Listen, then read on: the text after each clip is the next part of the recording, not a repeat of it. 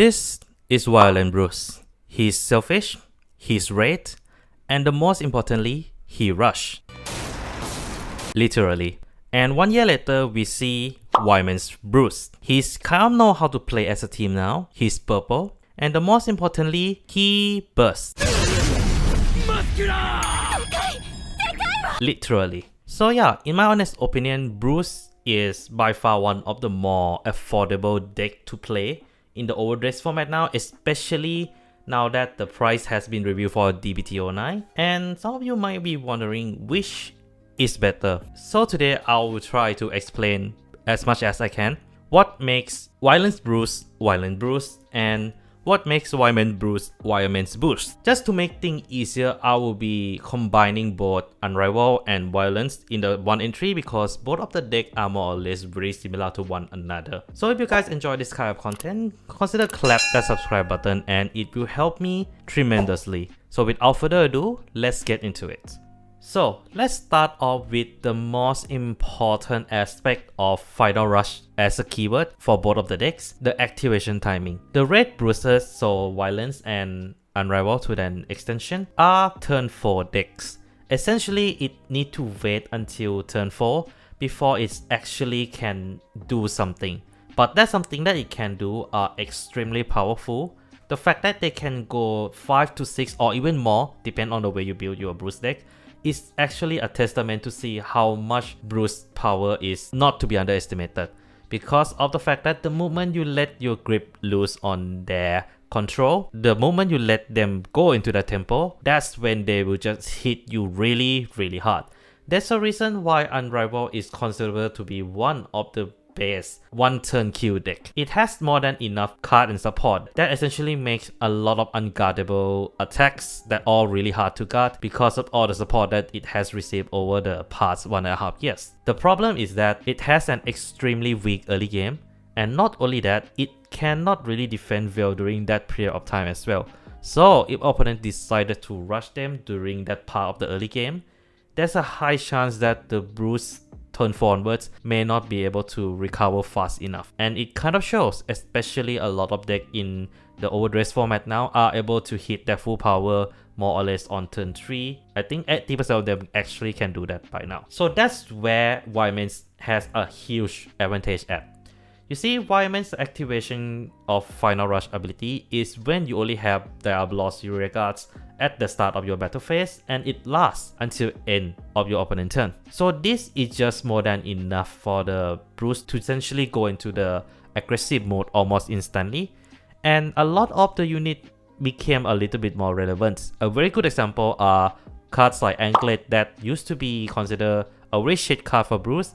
It became a really crucial card and cheap budget option for Viamence because of its ability to hit 28k on turn 3. The fact that Viamence can get final turn 1 turn earlier means that you won't losing in terms of the aggression game in general. Of course, Viamence is far from being perfect, only being able to set to 4 attacks. All more depends on the way you play around with your support, such as, Julian and Vanguard. To put it simply, both they can go into rush tempo the moment the final rush activate really well, but Red Bruce did take a better advantage of the final rush keyword in general.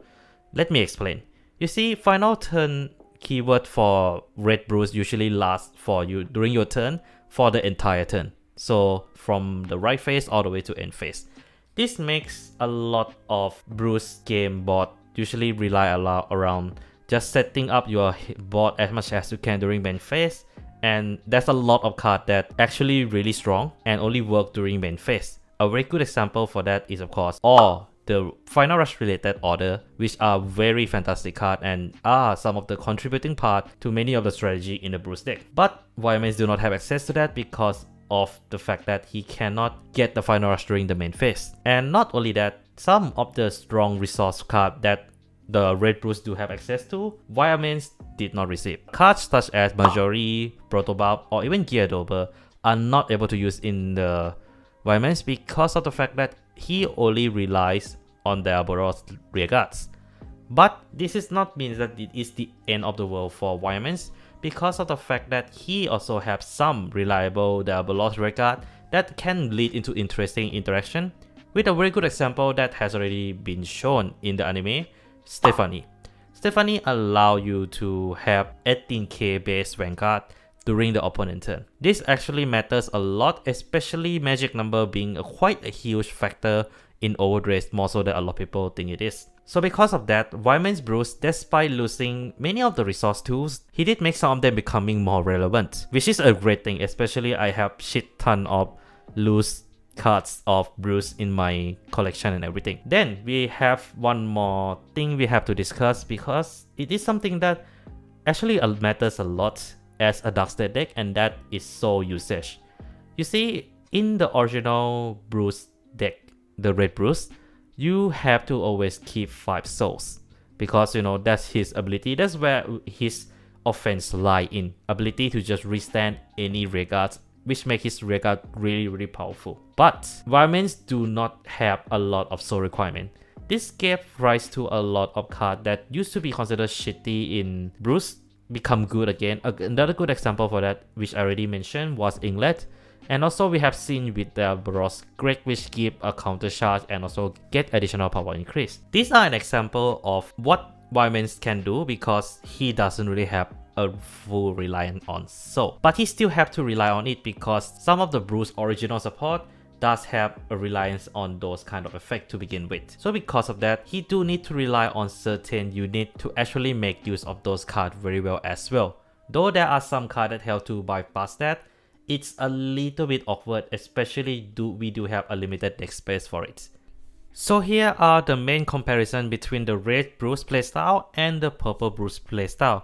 And in conclusion, I would say that both has its own plus and minus, but at the movement, I would say Viamence are a little bit better due to the fact that it just faster. Not only that, it can take advantage of soul, unlike the original Bruce. But I wouldn't ignore the original Bruce playstyle, because its rush is still much stronger than the Viamence Bruce.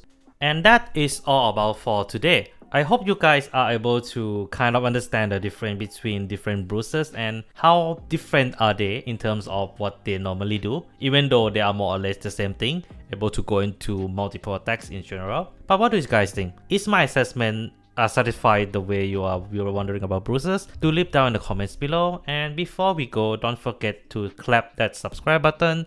As I mentioned earlier, it will help me tremendously. And yeah, that is all I have for today, guys. Take care of yourself, and this is McMegane signing out.